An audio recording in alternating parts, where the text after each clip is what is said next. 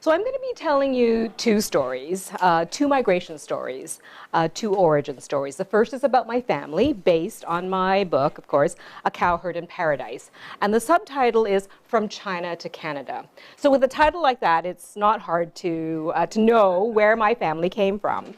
But the second story is going to go a little bit beyond that. Does everybody know about the head tax that Canada had? Okay, so it started in 1885, was $50. It was changed to $100 in 1902, and then in 1903 it went to $500. So my father actually paid the $500. Actually, it was his adopted father who paid the $500 for him. I'm going to read a quote for you. Since 1885, Canada, and particularly British Columbia, has been faced with the problem of Oriental immigration, especially Chinese, Japanese, and East Indian. The objections to Orientals is not so much racial, social, or religious as chiefly economic. Accustomed as they are to long hours of work, low wages, and a low standard of living, the Asiatics are able to underbid the white man in selling his labor.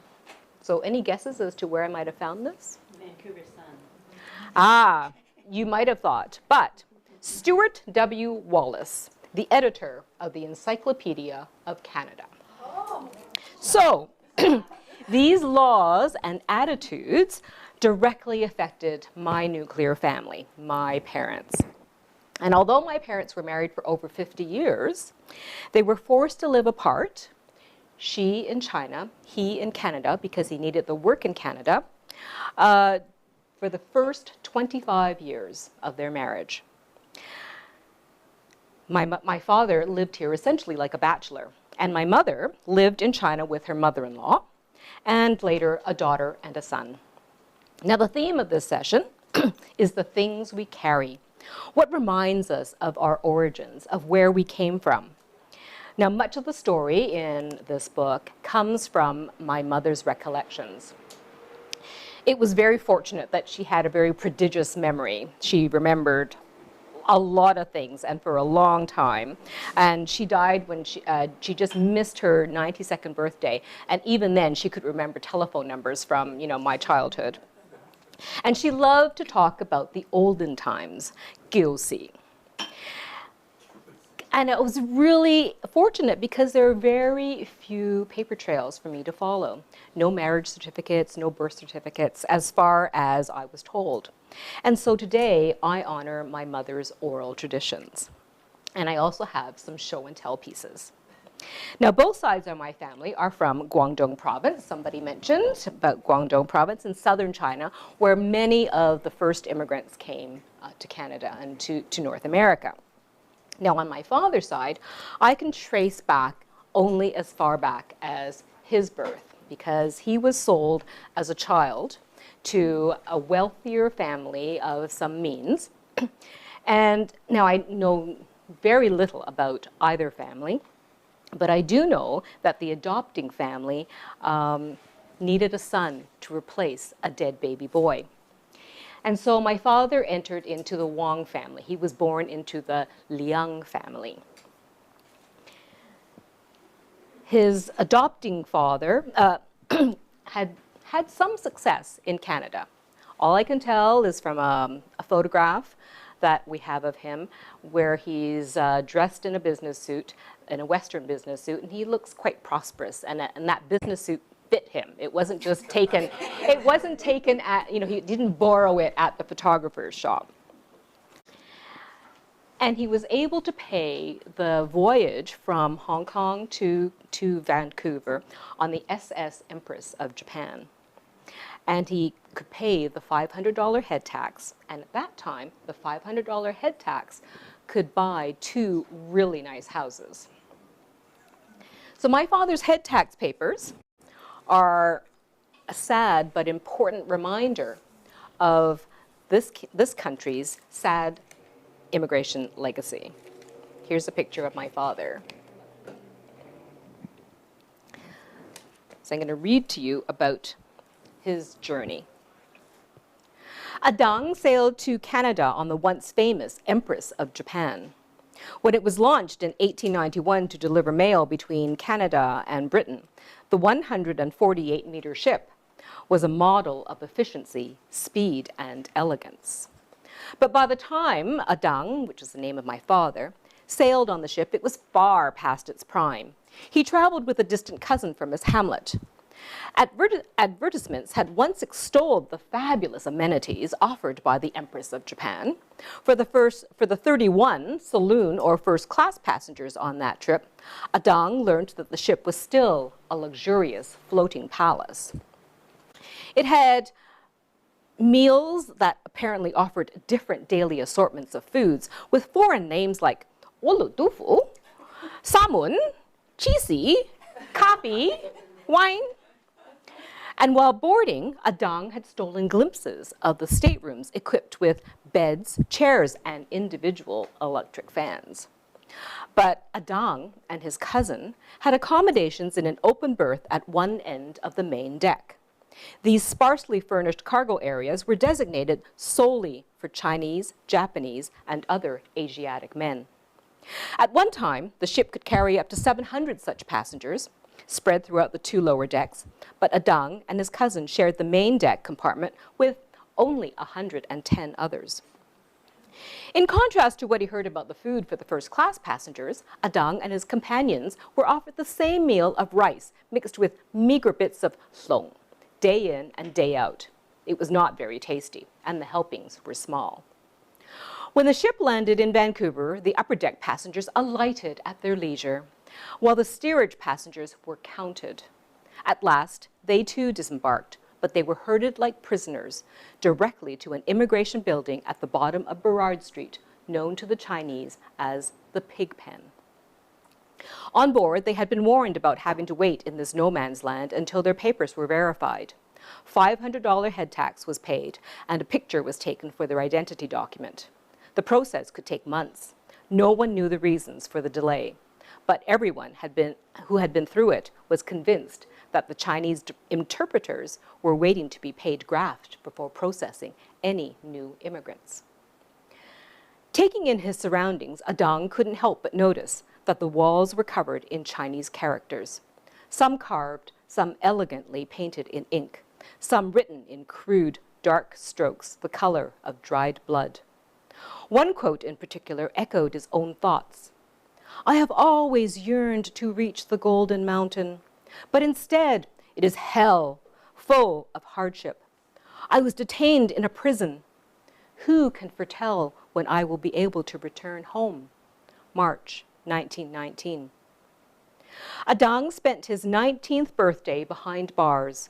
October to February were 4 months of confinement and starvation in a cold, dank, dreary building, in a chilly, damp, rain-drenched city by the sea. Who would have believed it of Gold Mountain? So he finally got his head tax papers, and you saw that picture there. And just as an aside, there's a dragon at the front of the ship of the SS Empress of Japan, and a replica of that is in Vancouver, the Stanley Park. So you can actually see the replica of that, but the original is at Vancouver Maritime Museum. So my mother was born, I didn't tell you when my dad was born. He was born October 10th, 1902, 117 years ago. Now there's a clue about how grateful he was in coming here, because his head tax paper was dated October 10th, 1921. And he chose October 10th as the day that he was reborn, because he now had proof that he had been born and had a new name and a new life and a new identity in his chosen country. My mother was born 108 years ago in 1911. The oldest person in my mother's childhood household was of the Jiang family, was her paternal grandmother, whom she referred to as Angeng.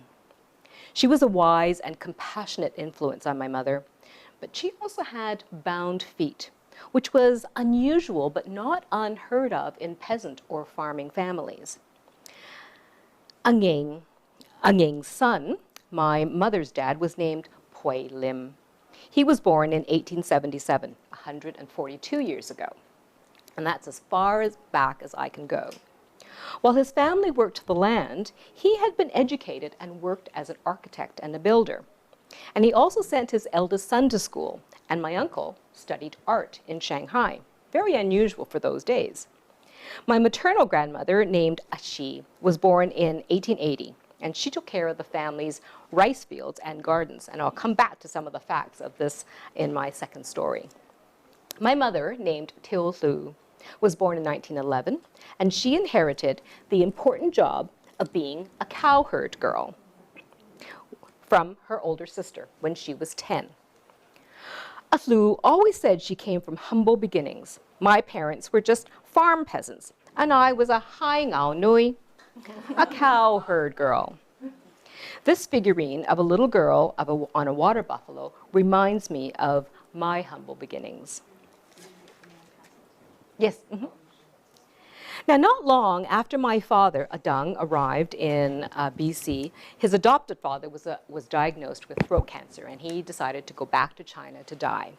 So on his own, in his newly adopted country, Adang mainly worked as a cook in itinerant work camps, whether it was a mining camp or a tree planting camp, all the way around the province. And then he would return to Vancouver's Chinatown, probably in the winter times, to work.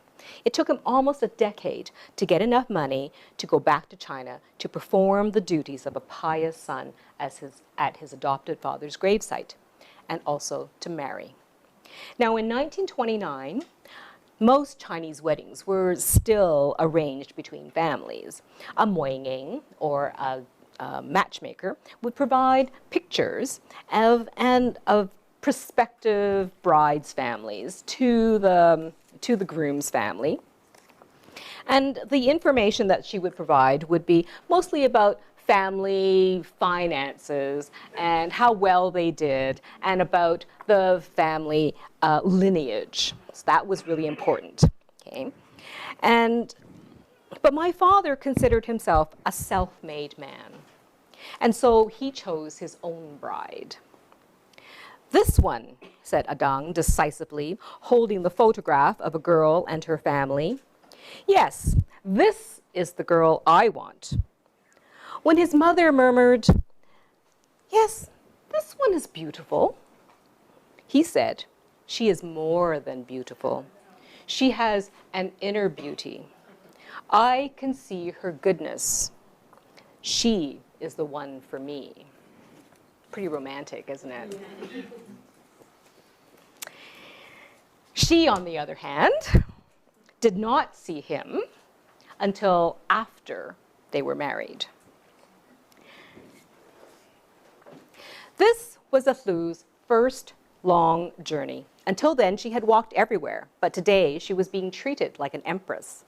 That initial trip to her future home, less than 20 kilometers away, took most of the day on the meandering footpaths between the rice fields, particularly as the bridal column slowed down in each community to show off her trousseau. She should have been more afraid. She was in the company of male strangers going to an unknown destination. There was no possibility of distracting herself by gazing at the passing scenery because her headdress was firmly attached to her hair. And even if she had held apart the beaded veil, the sedan's heavy curtains would have obstructed her view. She was going to marry blind in more ways than one. This arranged marriage was called Mang Fun, blind marriage. Not only could she not see the road ahead of her, she knew nothing about the man she was about to marry. What did he look like? Would he like her? How should she act with him? The uncertainty made her heart pound like an exploding string of firecrackers at Guanyin. All she had was faith. Faith that her parents who loved her had tried their best to find her a good husband. Faith that generations of women before her had survived blind marriages, and faith that her grandmother's wisdom instilled in her being would guide her to meet the challenges ahead. Besides, it was too late to change her mind. Tied down and bolted securely on the outside, the doors of the wedding sedans were designed to prevent reluctant brides from escaping and making a run for it. Finally, at her destination, Athu climbed onto the waiting back of a local village woman to be piggybacked inside the house. There, the Moyingeng greeted her and introduced her to Adang by placing their hands together. Holding her, Adang led her through the formal ceremonies that would make them husband and wife. First, Adang guided Athu to the household shrine. Representing his ancestors was a photograph of his father and red ribbons with the names of his father's forefathers written in black ink. There, the couple kowtowed before the display. And following the Western custom, he slipped a ring on the third finger of Athu's left hand. He also gave her a watch. After the ancestor worship, Adang led Athu to his mother. Again, the couple bowed low, showing their respect for her. The bride poured and formally served a cup of tea to Ateu Mei, her new mother-in-law. By drinking the tea, she accepted Athu and reciprocated by hanging the gold chains that Adang had brought around her new daughter-in-law's neck and slipping the solid, carved jade bracelets around her wrists. The couple was now formally married, and Adang finally parted the beads of the headdress to look at his wife's face. Gazing up at him shyly but curiously, Athu saw for the first time the face of the man she had just married. For reasons I won't go into, they had a very bad wedding night. This event would color the rest of their marriage for the rest of their lives. Because remember, my mother had a very prodigious memory. But, like Joy said, she also learned how to forgive. It took her a long time, but she learned how to forgive. They had a wedding portrait taken the day after the wedding, and this is the wedding portrait. And if you look closely at my mother's face, you can see how unhappy she actually looks. My father stayed in China for about 7 months after their wedding. Even though he had paid to get into Canada, if he was out of the country for more than 2 years, he would forfeit the right to enter again. Because, of course, there was an immigration act that said no more Chinese. But he needed to work, and so he needed to go back to Canada. But before he left, he did something quite extraordinary for those times. He arranged for my mother to go to school and to learn how to read and write so that she could read his letters when he sent them. And he was self-taught in writing Chinese.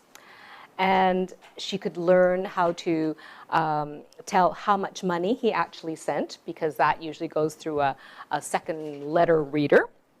And she could write back to him saying, yes, I've gotten your money.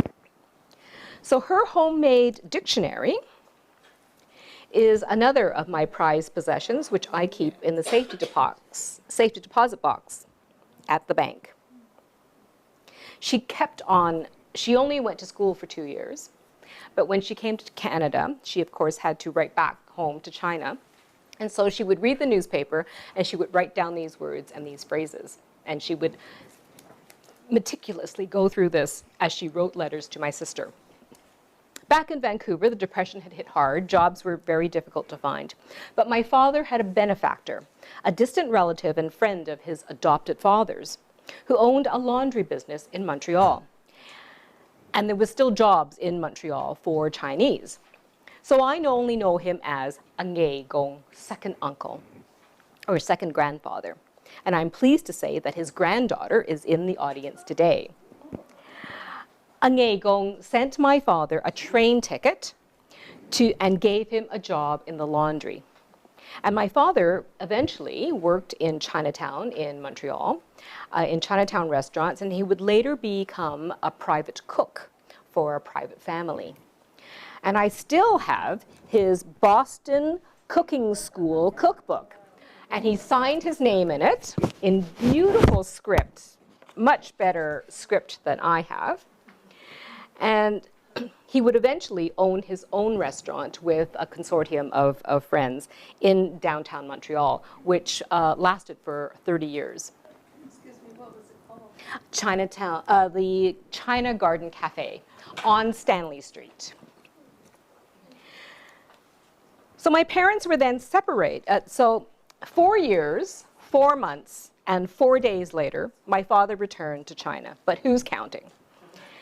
He had enough money by then to build a house. And he stayed long enough to have my sister. She was born in 1935. She is exactly 20 years older than I am.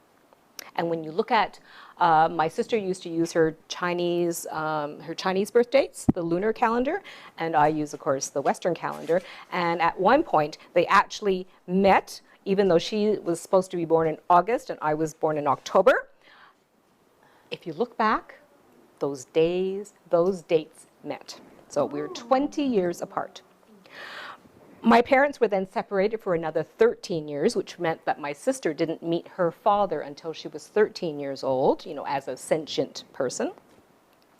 Years when my mother, my sister, and my grandmother barely eked out a living through annual floods, famine, warlord incursions, and the Japanese invasion. And of course, the nationalists and the Chinese fighting. The rest of the world fought World War II, and China was an ally then. And because Canada was fighting for freedom from tyranny and discrimination, the ban on Chinese immigration was finally lifted in 1947. And the Chinese were given the right to vote as part of citizenship. On his third trip back to China, while the Chinese nationalists and communists were still fighting, my father had to go back to China because even though he was hoping to have his family come, there was a Chinese law that said anybody born of a Chinese citizen was Chinese, and you had to have the Chinese government approve their immigration. And so he had to go back to do the paperwork to do that. Now, despite the repeal of the Immigration Act, there was still a number of hoops that he had to go through before the family could be reunited in Canada.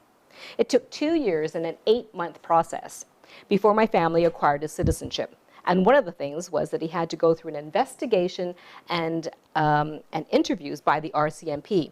And I was able to get a copy of that confidential report through FOI. After another 2 years, my mother and brother finally arrived in Montreal on Christmas Day in 1954. Her intent was to deliver her son to his father and set up appropriate care for him, and then return to China to the only life she knew and to her daughter. In China, my mother had been well respected. She was an independent woman who made life and death decisions on her own, and she was recognized by the government for her intelligence and her organizational capacities. But I was born in the fall of 1955 and kiboshed all her plans. So that is how my family came to Canada. So the second story I'm going to tell you is as a result of an ancestry DNA spittle test that I took a few years ago. As you may recall, both my parents were from peasant families, staying pretty close to the land with not much, extra money to travel. And they were very proud of their pure Chinese heritage, as was I. Then I submitted my DNA. And at first I was told that I was 89% Chinese and 11% Polynesian. And at the time I was doing research on my second book, which had a lot of information about Hawaiians. And I thought, oh, this is really cool. But I guess sometimes the DNA ancestry does further testing. And then, so now I have new numbers. And it says I am 69% Chinese, 29% Thai, and 1% Vietnamese. I don't know where the Polynesian blood went. But of course, the Polynesians came from Asia, right? So there's, this. So from whom did I inherit this increasingly diverse DNA? And I'm guessing it's on my mother's side. It's the only place where I can get further information, because I have cousins, direct blood cousins that I know of who are from that family. And so, because remember I said that my grandmother had bound feet, and it was something that I said was not unusual for peasant families, but it also indicated some measure of wealth in the family, so that the women weren't required to work in the farm fields, because even though they had bound feet, many women were required to work in the fields. And also, my grandfather was educated.